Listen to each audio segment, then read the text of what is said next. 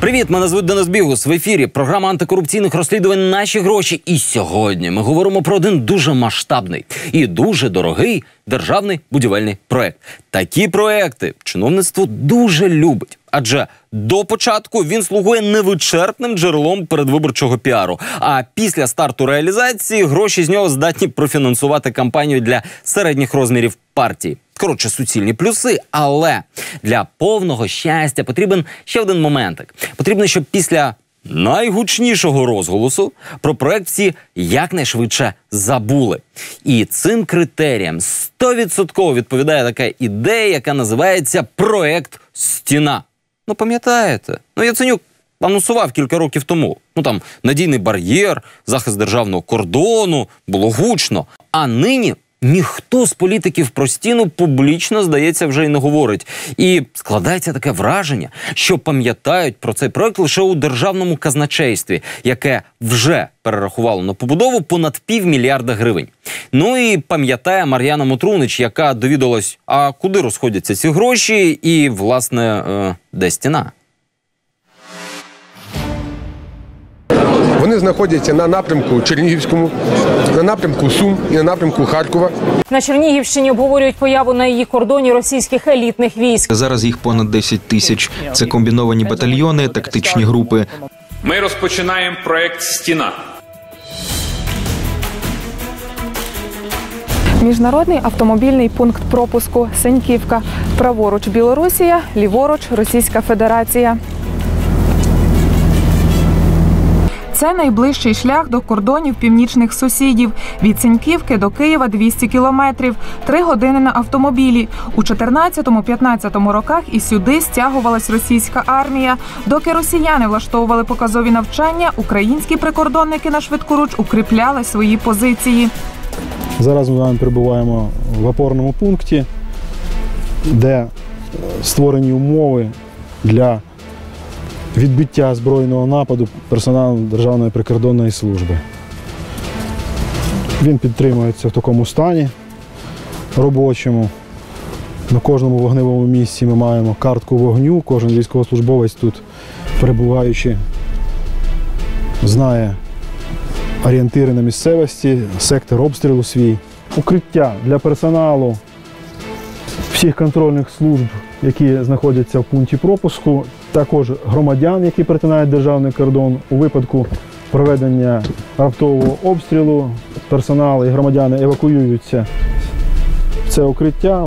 Однак і досі основний захист кордону в Чернігівській області – ліси та поля. Укриття, які показує представник Чернігівського прикордонного загону, зведені лише біля пунктів пропуску. Їх 3, і будували їх місцеві жителі. Це будували ми в 2014-2015 році, також завдяки допомозі, яку надали місцеві органи державної влади, місцевого самоврядування, підприємства, організації різного роду, фізичні особи. Надавали нам і техніку, і пальне для її роботи. Доки Чернігівщина копала траншеї, з екранів телевізорів прем'єр-міністр Арсеній Яценюк анонсував масштабний проект захисту кордону. Ми розпочинаємо проект «Стіна». З початку російської агресії минуло трохи більше півроку. До парламентських виборів залишалось 2 місяці. Це будівництво реального державного кордону між Україною і Російською Федерацією. Реальний державний кордон мав би виглядати так. 3 метри рову, за ним 2-метровий вал. Потім 5 метрів переораної смуги землі, на якій видно сліди порушника. Вздовж смуги асфальтована дорога, а за нею паркан з відеокамерами і кожні 20 кілометрів спостережні вежі.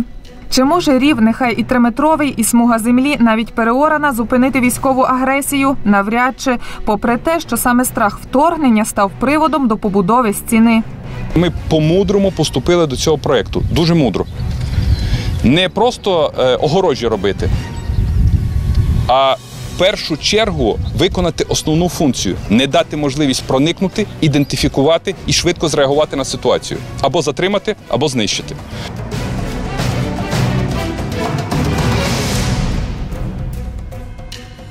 В реальності мудра стіна виглядає ось так.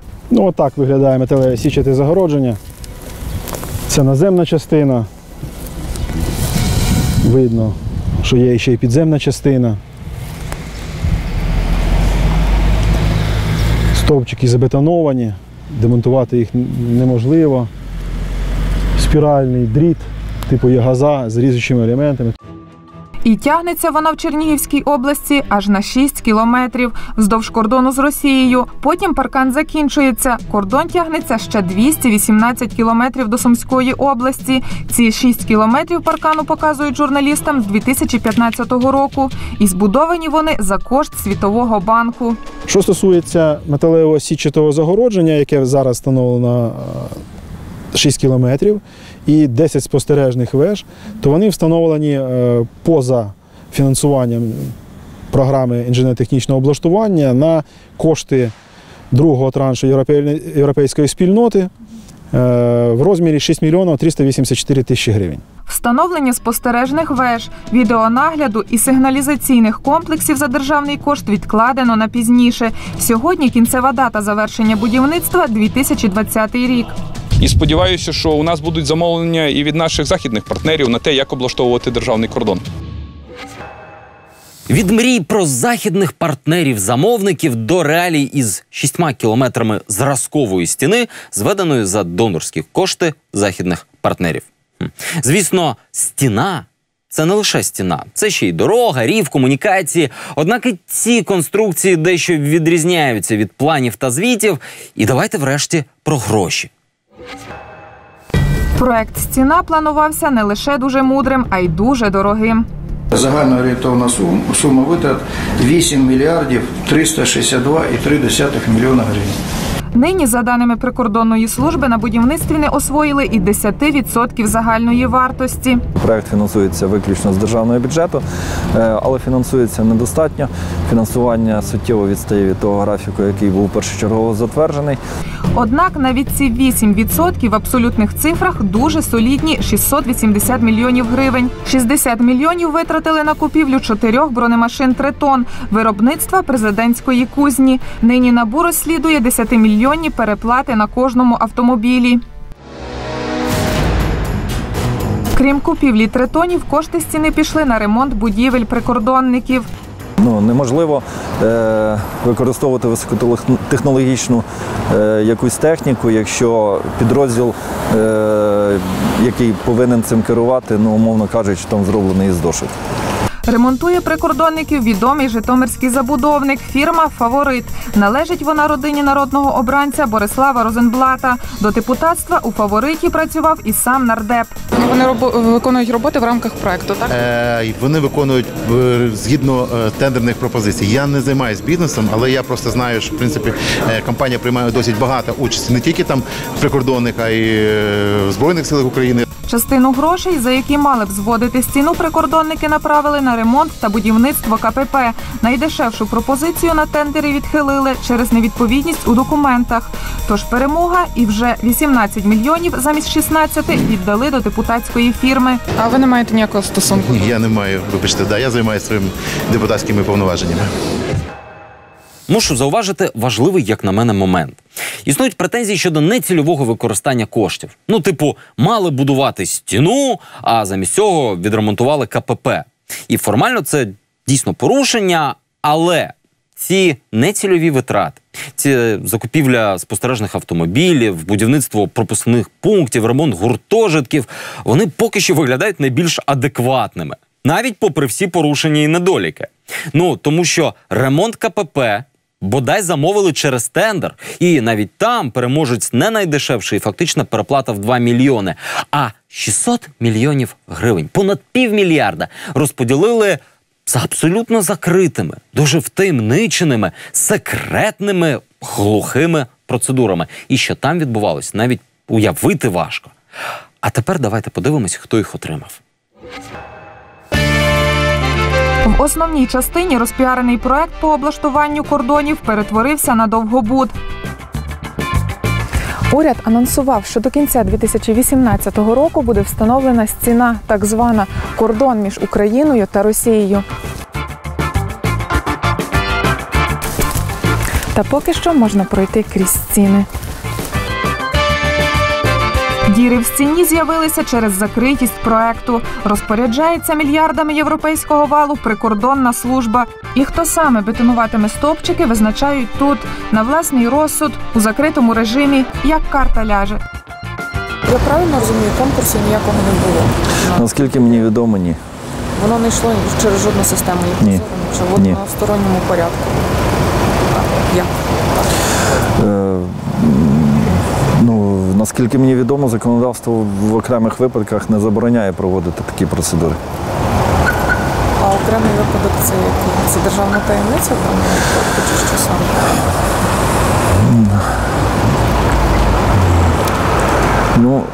В даному випадку дійсно законодавство дозволяло не проводити державні закупівлі, не проводити тендера, тому що робота з певним режимом обмеження.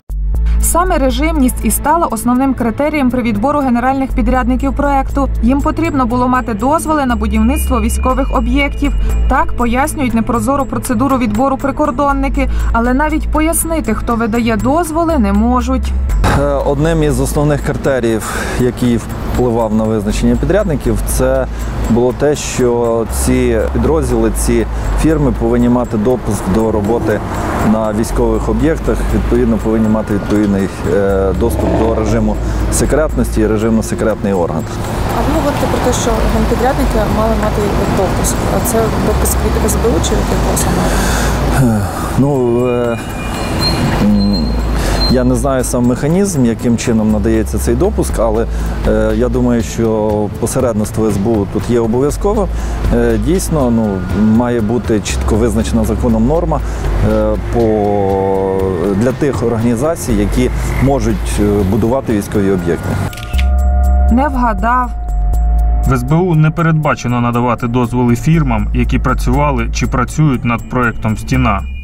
За 3 роки та 680 мільйонів не з'явилась не лише стіна, а й навіть адекватне пояснення вибору генпідрядників. Нині над інженерно-технічним облаштуванням кордонів працює 11 приватних фірм.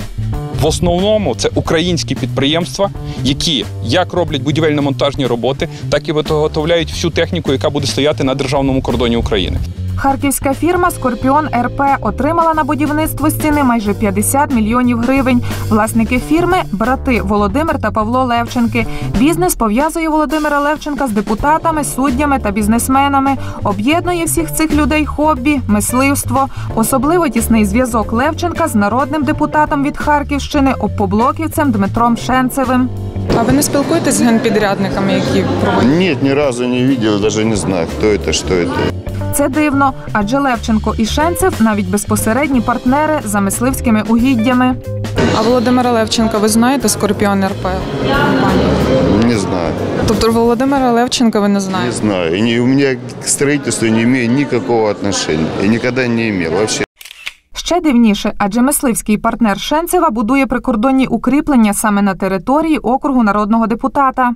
Действительно, по территории моего округа в нескольких районах проходит граница, и я, к сожалению, сталкиваюсь больше с жалобами населения. Состояние стены, к сожалению, я не могу оценивать, потому что я некомпетентен в этом. Ще більшу суму, майже 60 мільйонів, отримала від прикордонників друга, знову ж харківська фірма «Construction Group International». Раніше фірма була оформлена на сина прокурора Харківської області, а потім прокурора Криму Василя Сенчука. Потім фірму переписали на бізнес-партнера Сенчуків Ігоря Моруса. І навіть на сьогодні фірми, в яких і Ігор Морус, і Олександр Сенчук значаться в співзасновниках компанії. Це, наприклад, фірма «Саманта Схід», де вони мають частки в цьому бізнесі. Раніше Олександр Сенчук, син Василя Сенчука, був співзасновником такої великої будівельної компанії, як Construction Group International, але згодом, після того, як це стало публічним, як про це почали писати, знову ж таки, він вийшов звідтіля. Але якщо генеральні підрядники по будові стіни, хоч і обрані на власний розсуд прикордонників, хоча б відомі, то куди далі йдуть кошти, побачити практично неможливо. До субпідрядників ми вже 100% не маємо ніякого стосунку. Влітку Національне антикорупційне бюро затримало 7 осіб, яких підозрює у розкраданні 16 мільйонів гривень на стіні. Серед затриманих – начальник управління департаменту будівництва прикордонної служби Олександр Атаманюк. За даними детективів, саме він обирав і генеральних підрядників, і навіть тих, кому вони мали б заплатити за товари. Саме він визначав, хто з генеральних підрядників буде залучений до робіт, частково субпідрядників, які брали участь в конвертації безготівкових коштів в готівку. Саме він визначав, деякі будівельні матеріали купляти. Ось субпідрядник констракшена, фірма РЦ «Шляхобудівництво». 18 мільйонів за роботи по облаштуванню харківського кордону перерахували компанії, прописаній на заводі залізобетону у Коростені Житомирської області. Засновник – 70-річний пенсіонер пожежної служби з-під Коростеня. Він пенсіонер, обикновений пенсіонер, він робив колись пожарки і все, простий. А 80% фірми належить мешканці Коростеня Євгенії Прокопівній. По відсотку за кожен рік життя. У вас є фірма, правильно? Де в мене фірма? Регіональний центр шляхобудівництва. Я як учредитель йду. Це мого сина був завод, але він його передав, я не знаю кому навіть. Але я все одно там учредителем тому заводу.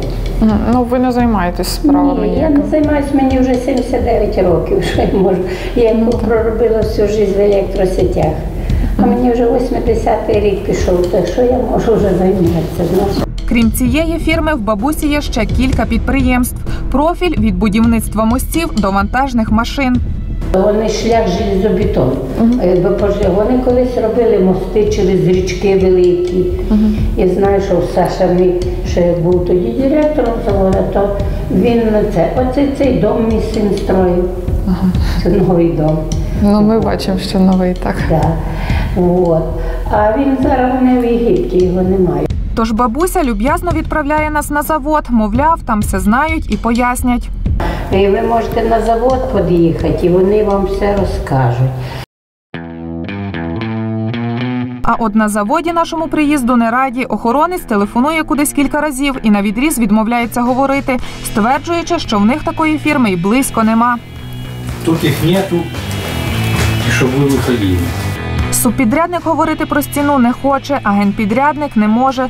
Згідно відповіді констракшена, детективи вилучили всі матеріали і взагалі більшість із них таємні. Є достатньо така довга стіна, її так називають, хоча на стіну не дуже схоже. 4 мільйони на будівництво стіни пішло субпідряднику «Кіт-Трейд». Субпідрядник по будівництву європейського валу прописаний у віртуальному офісі ось тут, в Києві. На цій дошці ще з 5000 фірм. Перший директор «Кіт-Трейду» працює прибиральницею. Другий – 21-річний луганчанин, що недавно шукав роботу в Києві торговим представником. Гроші цій видатній компанії перераховували фірма «Будцентр Витязь». Власник «Витязю» Агаверді Аділов на ринку з 94-го року. Його син тривалий час був помічником нардепа від «Оппоблоку» Юрія Павленка. На той момент я знаю, що ніяких у нього не було проєктів по стіні. Хоча бажання, велике бажання влізти в якісь державні проєкти, які виділялись на відновлення Донбасу, в нього було. Нині «Витязь» – один з найбільших генпідрядників стіни. За будівництво кордону компанія отримала 65 мільйонів гривень. 6 із них за матеріали перерахували київській фірмі з адреси масової реєстрації. Були вже не. Нема вже? Виїхали? Рік нема? Навіть більше. Тодішній власник і керівник компанії навіть не готовий сказати, а що ж саме він продавав.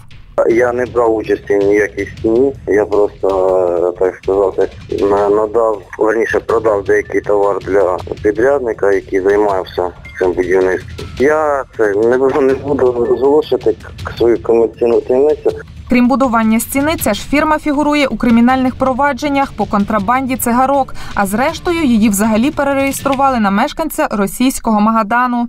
Так сказати, вже трохи надоїло, тому що время у нас, так сказати, тяжеле в країні, вести бізнес в країні дуже тяжко, тому вирішив закинути це все діло. На ім'я магаданця Сергія Слизака в Україні зареєстровано понад 500 різних фірм по всіх областях. Магадан, значить, опять домой. Є серед генпідрядників і новостворена якраз під проект компанія. Влітку 2015 року працівники готелю «Прем'єр-Палац» Сергій Павловський та Олексій Пегасін зареєстрували просто в квартирі Пегасіна фірму із статутним капіталом аж в 1 гривню. Назвали її «Каунт Груп». Отам генпідрядник. Мур тут звели, а на кордоні й такого нема. Вже через кілька місяців компанія потрапила до пулу генеральних підрядників. Мабуть, встигли і досвіду будівельного набратись, і міфічний дозвіл СБУ отримати. Ці фірми повинні мати допуск до роботи на військових об'єктах, відповідно, повинні мати відповідний доступ до режиму секретності і режимно-секретний орган. Загалом новостворений генпідрядник отримав майже 4 мільйони гривень і з ними не розставався. У судовому реєстрі харківські компанії позиваються до генпідрядника з вимогою розрахуватись за виконані роботи. У абонента обмежена можливість отримувати вхідні дзвінки для зв'язку з ним.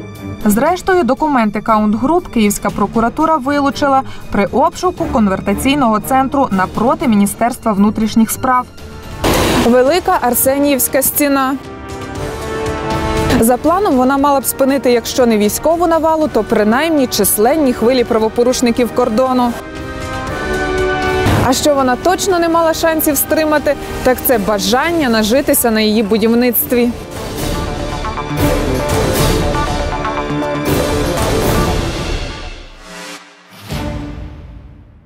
А на сьогодні все. Дивіться нас ще й на Ютубі, спілкуйтесь з нами у соцмережах і якщо маєте цікаву тему, неодмінно пишіть на ось цю електронну пошту. В телеефірі побачимось вже за тиждень. До зустрічі.